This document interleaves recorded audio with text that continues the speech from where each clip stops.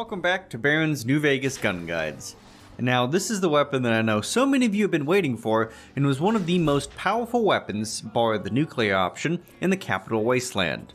One of the rewards for one of the most arcade-like DLCs for Fallout 3, the Gauss Rifle. This is the energy weapons equivalent of the anti-material rifle and traces its origin all the way back to Fallout 2, and continuing with Fallout Tactics. The German-made M72 Gauss Rifle was the American standard for long-range electromagnetic death. Using 2mm electric cartridges, or 2mm EC, the M72 reloads with a single magazine. The 2mm EC has both the ferromagnetic cartridge and the battery to power the weapon. This weapon in particular was popular enough to get referenced in the Stalker series, or is the ultimate rifle. These long-range coil guns utilized the small gun skill in the games they were in, and were the most expensive of the type. This puts them in the category of guns in those instances, but with the shift to first person, they became energy weapons. Now, it's key to note that the weapon from Fallout 3 and New Vegas is not the M72 or even an American Gauss rifle seen in Fallout 4, both of which utilize the interesting 2mm electric cartridge ammunition, but instead it is the Chinese-made Gauss rifle designed to penetrate the bulwark of the American power armored regiments. Now, as to why some of these German-made Gauss rifles didn't make it to the Mojave Wasteland so many years down the line, it is possible that simply the Brotherhood of Steel, Master's Army, or any of the other various factions, specifically the Enclave or New California Republic, have gathered all of them or destroyed them. What that leaves us with is the Chinese Gauss rifle. Now, unlike the Western examples, the rifle has an internal supply of ferromagnetic slugs, allegedly, and instead only needs to be reloaded with the much more common microfusion cells instead of the specific 2mm ECs. However, considering it is never reloaded in-game, that brings some question to the fact. But it is probably the purpose of the crank on the side of the gun, to cycle in a new block of metal to load as projectiles, or to be spun to shave off more metal for your current round.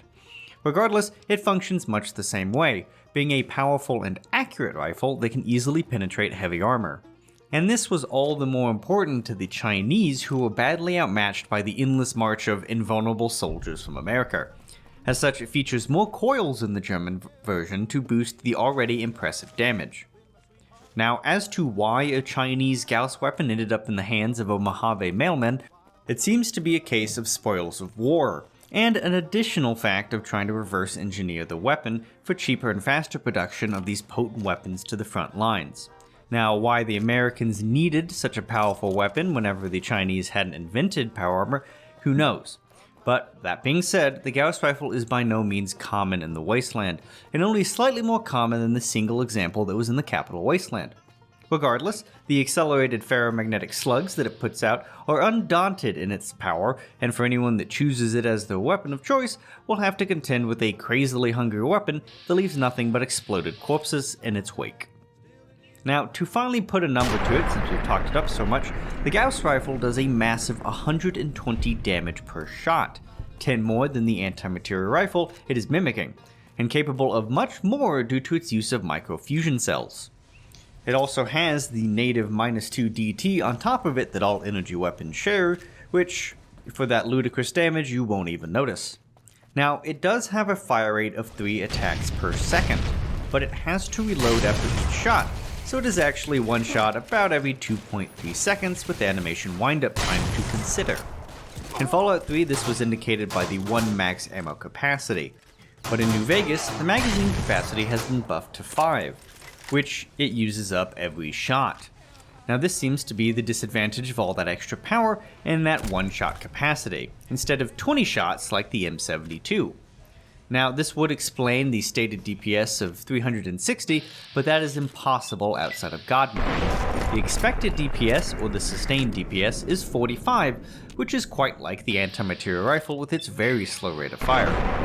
Now, unlike the plasma we have discussed recently, the Gauss rifle projectile is incredibly fast, and is one of the longest reaches in the game, firing even further than the anti-material rifle in some cases. As for VATS, the cost is the same as a single shotgun. Expensive at 40 AP, but since it has to reload, it is actually 50. which is still an efficiency of 2.4. It's expensive but still efficient. But the Gauss Rifle really shines in real time with its long-range attacks. What helps with this is a fixed 3.5 times magnification scope and a wonderful spread of 0.03. Not as good as some rifles, but the projectile is bigger. Now, its crit performance is weird, as it's a ×2 multiplier, but it only does 60 more damage. So crits are not a must for this weapon, but with max charge ammo, it still outperforms the anti-material rifle on a crit.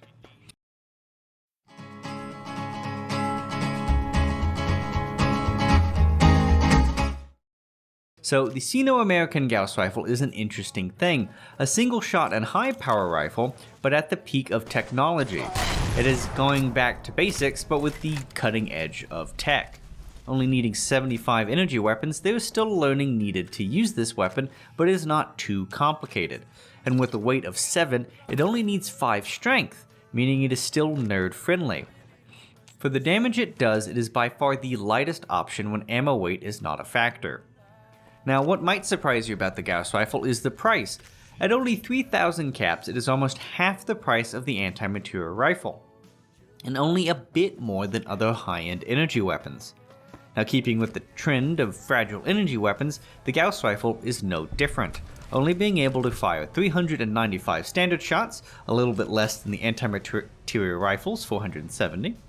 The Gauss Rifle can fire 466 bulk rounds, 262 overcharge rounds, and 155 max charge rounds. And of course, it's important to remember the amount of ammo you actually have to feed this thing is 5 times those stated amounts. But with max charge, the damage jumps to 180, making it overkill for many targets.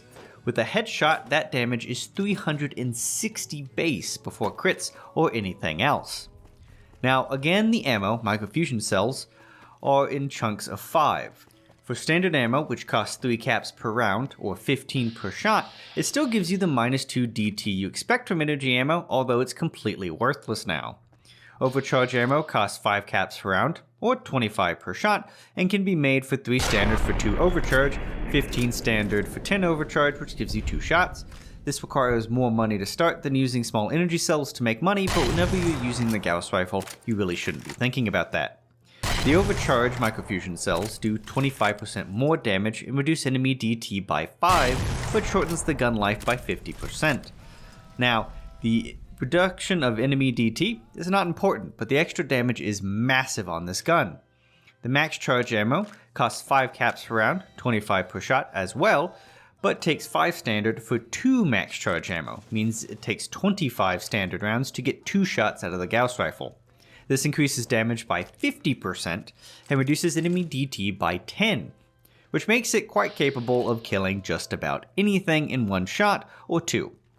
This does reduce the life of the rifle by 2.5 times, making it only for those big fights or enemies, especially Deathclaws or the variety of DLC in-game bosses or enemies such as the Overseer, which you find in Vault 34.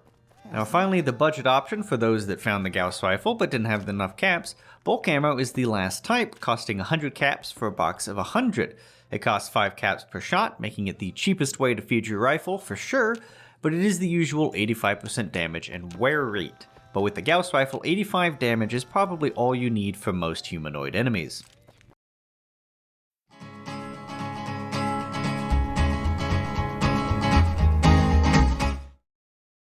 Now, choosing the Legion or Brotherhood makes feeding this weapon easy, and in hardcore mode could let you top up whenever you visit their drop-off locations instead of having to go to merchants.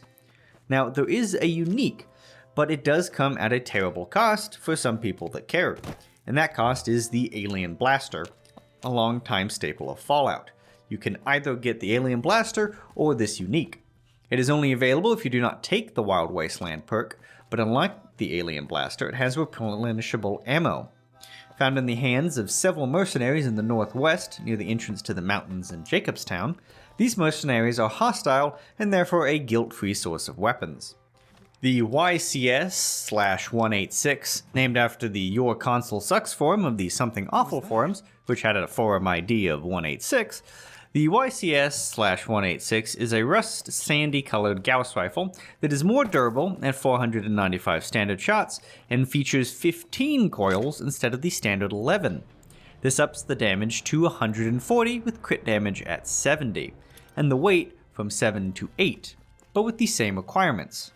The spread is marginally better at 0.0275, and the biggest change is that it only consumes 4 microfusion cells per shot, making it much more cost efficient and weight efficient in hardcore mode.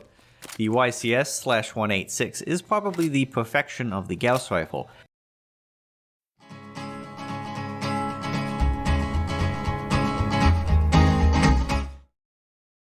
This weapon is often in people's highest recommendations for long-range weapons as it can outperform the anti-material rifle on a consistent basis. The only weapon that supersedes it is the GRA unique hunting rifle, which comes with its own limitations. But now where to get the base Gauss rifle? In the vanilla game, it can only be found for free by killing Brotherhood of Steel Paladins, which can be done for no reputation loss through Veronica's very buggy companion quest, or through the very high level chest at Brewer's Beer bootlegging, but prepare to save scum. It can be bought from Knight Turris eventually after progressing far enough in the Brotherhood of Steel questline, and Gloria Van Graff can have one. And that's it.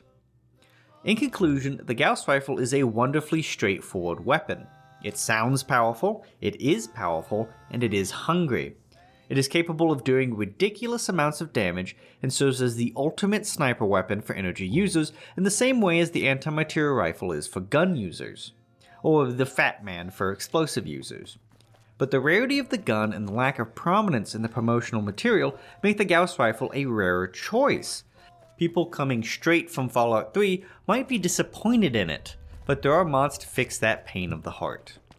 Now, even with that considered, the unique version is a good gun to have if you forewent the Wild Wasteland perk, but otherwise the Gauss rifle can be sorely forgotten, and in fact I managed to do 2 entire playthroughs before I even found a single one.